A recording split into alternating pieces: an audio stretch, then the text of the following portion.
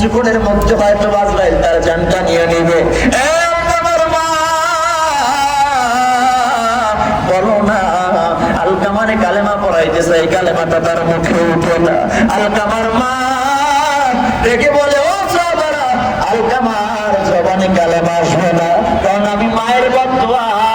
আলকামা তার স্ত্রীর কথা শুনে আমি মায়ের সাথে বেয়াদবি করেছিল, আমি আমার রবের দরবারে বলেছিলাম, আল্লাহ আমি আলকামার প্রতি খুশি না, আমি মা বাপ না করলে আলকামা কালেমা পড়তে পারবে না। এ যুবক, তোমার আমার ভাষাটা কি? মায়ের সাথে সুন্দর করে একটু কথাও বলতে পারি না, মা বাবা খেদমত করতে পারবেন না, কারণ তারা কবরে ঘুমায় আছে। আমার প্রিয় সোহেল ভাই মাঝে মাঝে কান্না করে বলে, হুজুর যখন মায়ের কথা মনে পড়ে তখন আর মনটারে মানাইতে পারি না।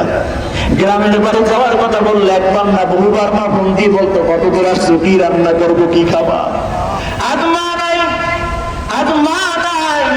রাসূল বলে, ও সাহাবী, আলকামার মাকে সামনে আনো, আর একটা লাঠির বোঝা নিয়ে সেখানে আগুন ধরায় দাও।